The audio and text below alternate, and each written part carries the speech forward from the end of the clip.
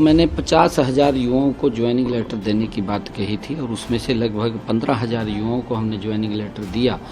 25,000 के अभी रिजल्ट्स तैयार हैं। 25,000 युवाओं को पहले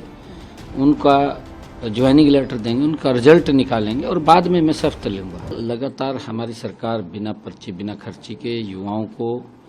रोजगार देने का काम पहली बार हरियाणा के अंदर, हरियाणा के युवाओं में, हरियाणा के युवाओं के माता पिता में एक बड़ा विश्वास जगाने का काम हमारी सरकार ने पिछले 10 वर्षों के अंदर किया और लगातार हम युवाओं को बिना पर्ची बिना खर्ची के रोजगार देने का काम हमारी सरकार कर रही। हमने इलेक्शन के दौरान में जब कोड ऑफ कंडक्ट लगा, मैंने उससे पहले जब मेरे को जिम्मेवारी मिली थी तो मैंने 50,000 युवाओं को ज्वाइनिंग लेटर देने की बात कही थी और उसमें से लगभग 15,000 युवाओं को हमने ज्वाइनिंग लेटर दिया। 25,000 के अभी रिजल्ट्स तैयार हैं और उस रिजल्ट्स के अंदर जब हम उन युवाओं का रिजल्ट निकालने के लिए तैयार हुए तो विपक्ष कोर्ट में गया। विपक्ष चीफ इलेक्शन कमीशन के पास जाकर के उन्होंने एप्लीकेशन दिया कि अभी इलेक्शन के दौरान में ये रिजल्ट नहीं निकाल सकते।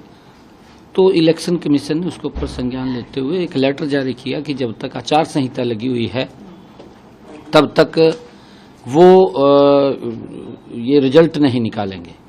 और मैंने फिर तब घोषणा एक की थी, मैंने कहा था कि हम 25,000 युवाओं को पहले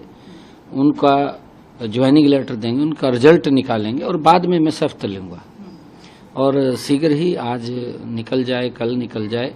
युवाओं का, 25,000 युवाओं का वो रिजल्ट जारी हो जाएगा। तब जाकर के भारतीय जनता पार्टी का कोई भी कार्यकर्ता होगा वो शपथ लेगा। हमने उस बात को पूरा किया है और क्योंकि हमारी जो सरकार है वो युवाओं के हितैषी सरकार है, युवाओं के हित में काम करने वाली सरकार है। आगे भी हमने जो बातें कही हैं उन बातों को हम युवाओं के बीच में पूरा करेंगे, क्योंकि युवाओं को आगे बढ़ाना हमारी सरकार की प्राथमिकता है और हम मजबूती से युवाओं के साथ खड़े हैं। जिस तरीके से विपक्ष ने चुनाव में मुद्दा उठाया कि मंडियों में धान रखने की जगह नहीं है, उसको लेकर आपने कल एक बड़ी बैठक की और तमाम मसले पर बातचीत की, क्या हुआ सर उसमें? नहीं, देखिए, हमने अधिकारियों के साथ और जो सेलर्स एसोसिएशन के पदाधिकारी थे उनको बुला करके उनके साथ में स्वयं बीच में बैठा और उनके कुछ ग्रीवांस थे, वो उन ग्रीवांस को हमने दूर किया है और सेलर एसोसिएशन ने भी इस बात को आश्वस्त किया है कि हम उठान शुरू कर देंगे और आज से उठान वो शुरू भी हो गया। लगभग हरियाणा प्रदेश के अंदर जो अब तक हमने एमएसपी के ऊपर धान की परचेज की है वो 5,73,234 मीट्रिक टन अब तक हमने हरियाणा की मंडियों के अंदर जो धान की आवक हुई है उसको परचेज किया है और लगभग 1,61,922 मीट्रिक टन का उठान भी हुआ है, उसका हमने उठान भी किया है। और इसके साथ साथ 1,31,000 मीट्रिक टन के लगभग हमने बाजरा की भी परचेज की है और हमारा कमिटमेंट है कि एमएसपी के ऊपर किसान को उसकी फसल का